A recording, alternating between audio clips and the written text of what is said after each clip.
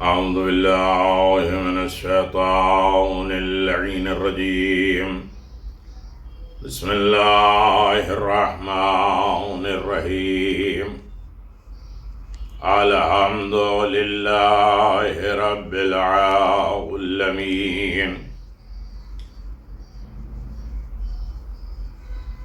الصلاة والسلام على النبي الكريم وعلى آله الطيبين الطاهرين المعصومين المنتجبين ولعنة الله على أعدائهم من الآن إلى قيام يوم الدين آمين يا رب العالمين.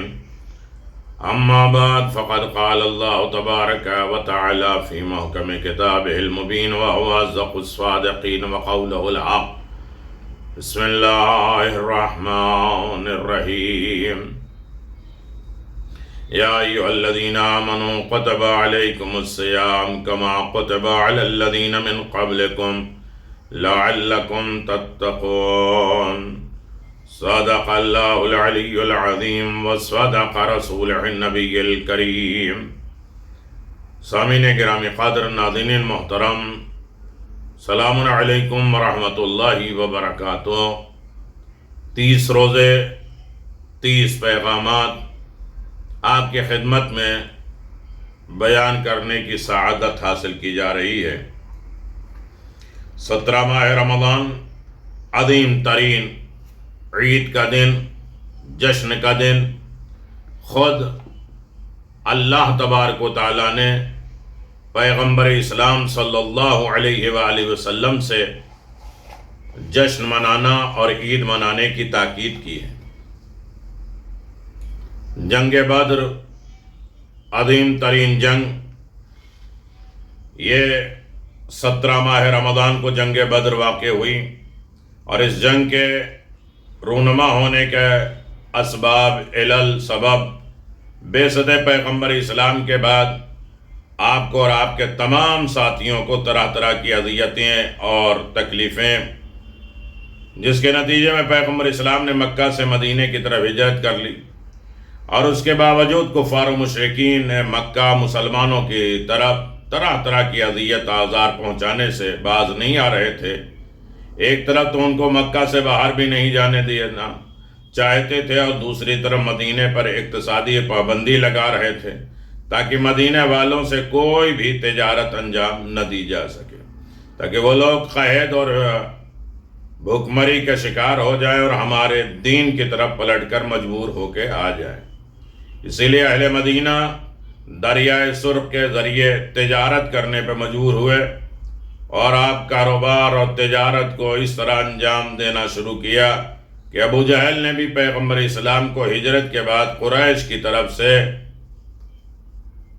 حملہ کی دھمکی دے دی، جس کے نتیجے میں جنگ بدر واقع ہوئی، اور اس جنگ میں مسلمانوں کی بڑی کامیابی نصیب ہوئی. اسلام کی پہلی جنگ مشرکین کو سخت ہزیمت اور ہار ہوئی، جس میں اللہ تبارک و تعالیٰ نے مدد کیا. خود اللہ آواز دیتا ہے کہ میں نے اس جنگ بدر میں ملائکہ کے ذریعے مدد کی. علی ابن ابی طالب کی تلوار چلتی رہی، کامیاب ہوتے رہے.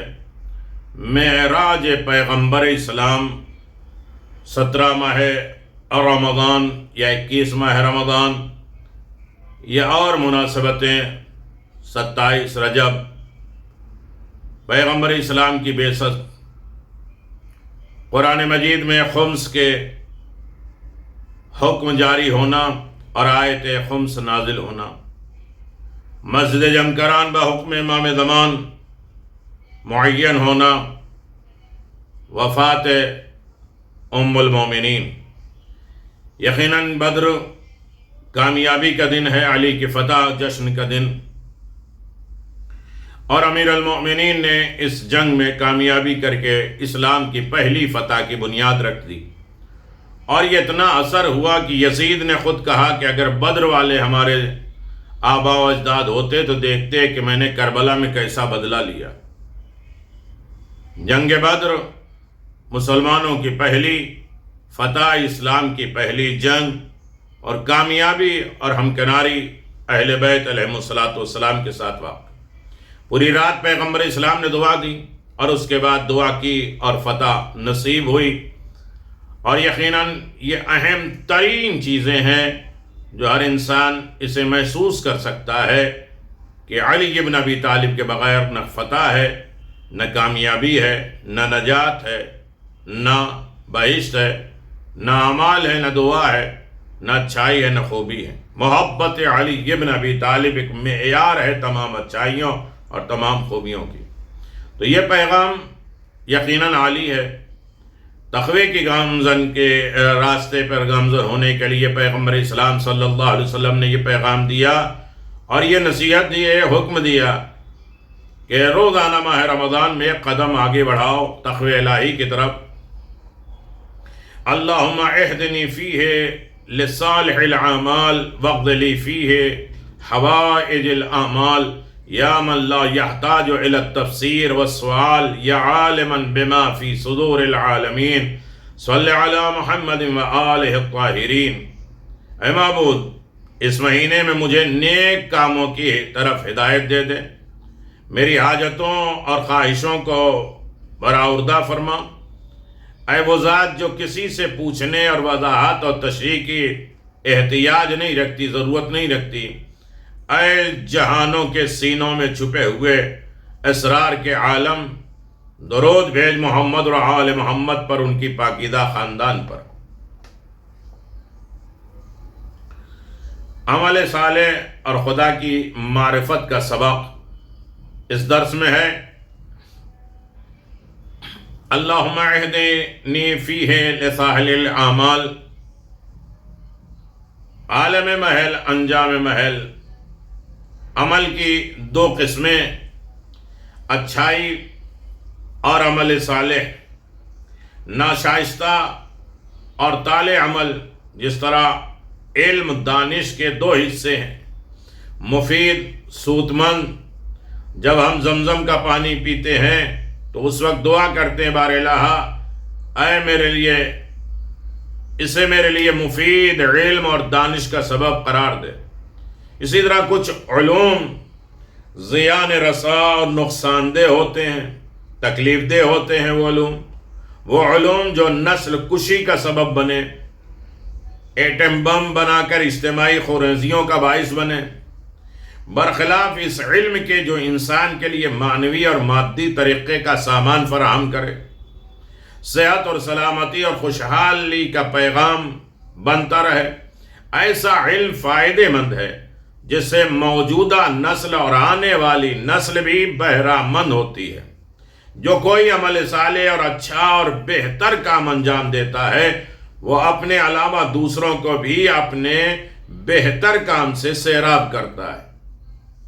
اس لیے اس کا یہ اچھا کام اس لیے باقیات الصالحات بن جاتا ہے کیونکہ اس سے فائدہ جہاں موجود نسل انسانی اٹھاتی ہے، پوری کائنات اٹھاتی ہے، وہیں آئندہ نسل میں بھی اس کے مرنے کے بعد فائدہ اٹھاتی رہتی ہے۔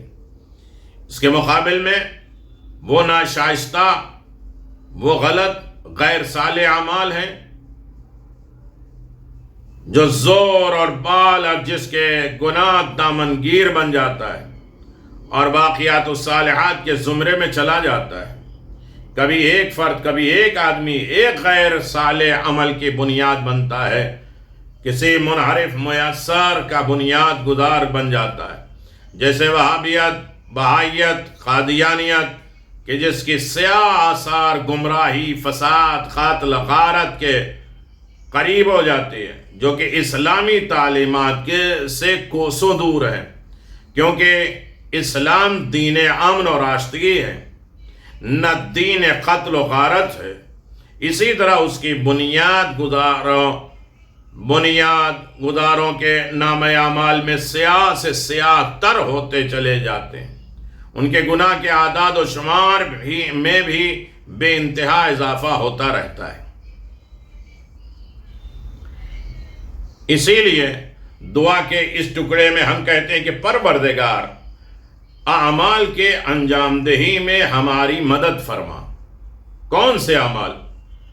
اعمال صالح جہاں کہیں بھی عمل کی بحث پیش آتی ہے وہاں صالح کی صفت بھی ساتھ میں آتی ہے، کیونکہ صرف کام کا انجام دے لینا اہم نہیں ہے، بلکہ اہم ہے تو اس کا رنگ، صبغہ، اللہ کے رنگ میں ڈھل جانا، اس کی اہمیت، جس کا مطلب یہ ہے کہ کام بھی اچھا ہو۔ قرآن کہتا ہے من عمل صالحا من ذکر او انثی وهو مؤمن فلنحیینہ حیاۃ طیبۃ وَلَنَجْزِيَنَّهُمْ أَجْرَهُمْ بِأَحْسَنِ مَا كَانُوا يَعْمَلُونَ، جو کوئی بھی نیک عمل انجام دے، خواہ وہ مرد ہو یا عورت، بشرط کہ وہ مومن ہو، تو ہم اسے دنیا میں پاکیزہ زندگی بسر کرائیں گے، اور آخرت میں ان کا اجر ان کے لیے بہترین اعمال کے مطابق عطا کریں گے۔ عمل صالح کے انجام دہی میں مومن ہونے کی بھی قید لگائی گئی ہے، یعنی جو کوئی ایمان کی حالت میں عمل صالح انجام دے گا وہ حیات طیبہ کا حقدار ہوگا۔ سورہ والعصر، بسم اللہ الرحمن الرحیم، عظیم اور دائمی رحمتوں والے خدا کے نام سے، والعصر، عصر، قسم ہے عصر، ان الانسان لفی خسر، بے شک انسان خسارے میں ہے، الا الذین آمنوا وعملوا الصالحات وتواصوا بالحق وتواصوا بالصبر، علاوہ ان لوگوں کے جو ایمان لائے اور انہوں نے نیک اعمال انجام دیے، ایک دوسرے کو حق اور صبر کی وصیت اور نصیحت کی۔ ایمان کا وجود عمل کی قبولیت کے لیے شرط اول ہے۔ کوئی اچھا کام تو کرے لیکن ایمان نہ رکھتا ہو تو اسے بہشت کی توقع نہیں رکھنا چاہیے۔ ایمان ہے تو عمل صالح، عمل صالح ہے تو ایمان ہونا چاہیے، اگرچہ اس کے مثبت آثار کو دیکھے گا، لیکن بہشت میں داخل ہونا فقط ایمان سے شرط نہیں ہے۔ من یعمل من الصالحات من ذکر او انثی وهو مؤمن فاولئک یدخلون الجنہ ولا یظلمون نقیرا، اور جو بھی نیک کام کرے گا چاہے وہ مرد ہو عورت، بشرطے کہ وہ صاحب ایمان بھی ہو، اچھے کام کرے، نیکوکار بنے لیکن صاحب ایمان بھی ہو، ان سب کو جنت میں داخل کیا جائے گا، ان پر ذرہ برابر ظلم نہیں کیا جائے گا۔ عمل صالح انسان کے لیے باقی بچے گا، اور اس کا کام تجسم، جسم بنا کے مجسم اختیار کرتے ہوئے قیامت کے دن اس کے سامنے ہوگا، چاہے اچھے ہوں یا برے۔ خدا سبحان کا ارشاد ہے فَمَن يَعْمَلْ مِثْقَالَ ذَرَّةٍ خَيْرًا يَرَهُ، جس نے ذرہ برابر بھی نیکی کی وہ اس کی جزا دیکھے گا، وَمَن يَعْمَلْ مِثْقَالَ ذَرَّةٍ شَرًّا يَرَهُ، اور جس نے ذرہ برابر بھی بدی کی ہوگی وہ بھی اسے سزا کو دیکھے گا۔ امام جواد علیہ السلام نے فرمایا الناس فی الدنیا بالاموال وفی الآخرت بالاعمال، جس طرح لوگ دنیا میں مال کے پیچھے بھاگ رہے ہیں، آخرت میں اپنے اعمال کے پیچھے بھاگیں گے، شامال مل جائے۔ تو عمل صالح ضروری ہے۔ آج کی دعا میں ایک پیغام یہ ہے کہ ہم نے اچھے اعمال مانگے، کہ ہمیں توفیق دے کہ ہم عمل صالح کریں۔ وَاقْضِ لِي فِيهِ حَوَائِجِ الْأَعْمَالِ، ایک ہے عین سے اعمال، عمل، اور ایک ہے الف میم لام عمل۔ عمل طول حاجت، طول امید، حوائج فعلی موجودہ ضرورت کو کہتے ہیں، جیسے کوئی گھر چاہتا ہے ہو کہ شادی کا ارادہ رکھتا ہو، مالی طور پہ امیر ہونا چاہتا ہے، لیکن آرزو اور اعمال بالان مقصد ہدف اور دور رس نتیجے کو کہتے ہیں۔ دعا کے اس ٹکڑے میں ہم کہتے ہیں پروردگار ہمارے موجودہ جو ہماری ضرورتوں کو بھی پورا فرما، اور ہمیں ہماری آرزوؤں تک پہنچنے میں ہماری مدد فرما۔ جو ہماری آرزو ہے، محشر ہے، آل محمد کی محبت ہے، زیارت ہے، قرب الہی ہے، لوگوں کی خدمت ہے، ہمارے پاس دولت آ جائے تو دین کے کام آ جائے، لوگوں کے کام آ جائے، ہر یہ کام کر لیں، یہ امیدیں آرزوؤں میں خدا ہماری مدد کرے۔ بے شک خدا کے لیے کسی بھی کام کے انجام دینے میں سخت نہیں ہے، اس کو کسی سے لے کے دینا نہیں ہوتا ہے، اور اس کے ارادے کرتے ہی وہ چیز صیغہ وجود میں آ جاتا، کون فیکون، وہ کہا، سوچا، ارادہ کیا اور وہ چیز ہو گئی۔ تو ہمارے ارادے میں خدا ہی کی مدد ہوتی ہے۔ یا من لا یحتاج الی التفسیر والسؤال، اللہ اکبر۔ اے میرے کریم پروردگار، اے میرے خالق، اے میرے مالک، شرح و تفسیر کا محتاج نہیں ہے، مجھے اس لیے چاہیے اور یہ وجہ چاہیے، میں ایسے کروں گا، میں وہ کروں گا، تو یہ دے دے، اسے تشریح کی ضرورت نہیں۔ آج کسی 10 روپے مانگ لیجئے، وہ پوچھے گا کیا کرو گے، کیسے کرو گے، وہاں کیوں نہیں ہوا تھا، وہ کام کیوں نہیں ہوا تھا، کام کیوں نہیں کیا تھا، محنت کیوں نہیں کیا تھا، اور نے وہ مسئلہ ضائع کیوں کر دیا، وہ نوکری چھوڑ کیوں دی۔ اسے تشریح، شرح، تفسیر کی ضرورت نہیں پڑتی۔ جو نہیں جانتا، جبکہ خدا کے لیے کوئی چیز پوشیدہ چھپی نہیں ہے، خدا کے لیے غیب، شہود، سر، علن، عنا، عیان، نہا، اشکار، پوشیدہ، درون، بیرون، اندر، باہر، چھپی، باہر، اوپن، انفس، آفاق، نفسوں میں، معاشرے میں، سب ایک جیسے ہیں، سب اس کے سامنے کھلے ہیں۔ پروردگار سبھی باتوں سے آگاہ ہے، چاہے زور سے کہی جائے یا آہستہ سے، راز سے کہی جائے یا دل کھول کے کہی جائے، دعا میں کہی جائے یا مناجات میں کہی جائے، کانوں میں، حتیٰ کہ ذہن، دل میں خطور کرنے والے خیالات اور افکار بھی آگاہ ہیں۔ ارشاد باری ہے، عالم الغیب والشہادت الکبیر المتعال، وہ غائب، وہ حاضر، سب کا جاننے والا ہے، بزرگ اور بالا ہے۔ سواء منکم من اسر القول ومن جہر بہ ومن ہوا مستخف باللیل وسارب بالنہار، اللہ اکبر۔ یہ ہے پیغامات، یہ ہے دعا پڑھنے کا اثر، کہ ہم بارگاہ رب العزت میں 17 ماہ رمضان کی دعا پڑھتے ہیں تو اس کی تفسیر جانیں، اس کے مقاصد جانیں، اس پر غور و فکر کریں، اسے خیالات میں لائیں اور اسے سوچیں کہ کیا ہمیں کہا گیا ہے، کیا کرنے کا حکم دیا گیا ہے۔ اس کے نزدیک تم میں سے سب برابر ہیں، جو بات آہستہ کہے، جو بلند آواز سے کہی جائے، جو رات میں چھپے کہی جائے، دن میں چلتا رہے، سب جاننے والا ہے پروردگار۔ یا عالماً بما فی صدور العالمین، وہ دنیا کے پل پل کی خبر رکھتا ہے، دھڑکتے دلوں کی صداؤں پہ نظر رکھتا ہے، کسی چیز سے بے خبر نہیں ہے۔ یہ تو ہم ہیں جو اسے بھول جاتے ہیں، بے خبر ہو جاتے ہیں۔ صلی علی محمد وآلہ الطاہرین، صلوات کے بحث بہت ہی اہم ہے۔ سورہ مبارک احزاب میں ہے، ان اللہ وملائکتہ یصلون علی النبی یا ایھا الذین آمنوا صلوا علیہ وسلموا تسلیما،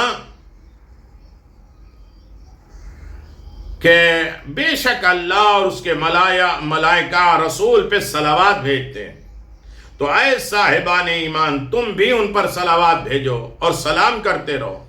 ناقص صلوات نہیں بھیجنا چاہیے، یعنی صرف اللہم صلی علی محمد یا صلی اللہ علیہ وسلم یہ کہنا درست نہیں ہے۔ پیغمبر اسلام نے فرمایا، لا تصلوا علی صلاة مبتورة بل صلوا علی اہل بیتی ولا تقطعوہم فإن كل نسب وسب من یوم القیامہ منقطع الا نسبی۔ کتاب اہل سنت میں، اہم کتابوں میں بھی نقل ہوا ہے کہ صلوات پڑھتے وقت آل محمد کا نام رسول کے نام کے ساتھ جڑا ہونا چاہیے، ورنہ نمازی نہیں ہے۔ من لم یصلی اللہ صلاۃ علیہ، جو آل محمد کے اوپر درود نماز میں نہ پڑھے اس پر نمازی نہیں ہے۔ ورنہ تمہاری نماز صلوات ابتر ہے، ناقص ہے، ٹوٹی ہوئی ہے۔ تفسیر در منصور میں، صحیح بخاری میں، مسلم، ترمذی، نسائی، ادبی، داؤد، ابن ماجہ، جو اہل سنت کی سب سے اہم کتابیں ہیں، نقل ہوئی کہ ایک شخص نے رسول خدا صلی اللہ علیہ وسلم سے سوال کیا کہ ہم چاہتے ہیں آپ کو سلام کیسے کریں، لیکن آپ پر صلوات کس طرح بھیجیں؟ پیغمبر نے فرمایا اس طرح کہو اللہم صلی علی محمد کما صلیت علی ابراہیم وآل ابراہیم انک حمید مجید۔ امام شافعی نے فرمایا یا اہل بیت رسول اللہ حبکم فرض من اللہ فی القرآن عند لہو کفاکم من عظیم القدر عنکم من لم یصلی علیکم فلا صلاۃ لہ۔ تو عزیزان محترم، یہ درس ہے، یہ پیغام ہے کہ اہل بیت رسول صلی اللہ علیہ وسلم، آپ کی محبت خدا کی طرف سے قرآن میں فرض ہے، واجب ہے۔ امام شافعی نے کہا آپ کی عظمت کے لیے یہی بس ہے کہ اگر کوئی شخص نماز میں آپ پر صلوات نہ بھیجے تو اس کی نماز باطل ہے، ختم ہے۔ جی ہاں، ہر نماز میں آل محمد کی یاد اس بات کا راز ہے کہ رسول خدا کے بعد ان کے اہل بیت کے نقش قدم پہ چلیں، ان کی اطاعت کریں، ان کے فرما بردار بن جائیں، دوسروں کے پیچھے نہ جائیں، زمانے کے پیچھے نہ جائیں، نفس کے پیچھے نہ جائیں، شیطانوں کے پیچھے نہ جائیں، ورنہ ایسے لوگوں کا نام لینا جن کے مشن کو ہمیشہ جاری رکھنے کی ضرورت نہیں ہے، وہ بھی ہر نماز میں ایک عبث کام ہوتا ہے، بیکار کام ہوتا ہے۔ ایک شخص کعبے سے لگا صلوات بھیج رہا تھا لیکن آل محمد کا نام نہیں لے رہا تھا۔ امام صادق علیہ السلام نے فرمایا یہ ہمارے اوپر ظلم ہے۔ رسول نے فرمایا جو لوگ میرے آل کو صلوات سے محروم کریں ان تک جنت کی خوشبو نہیں پہنچے گی۔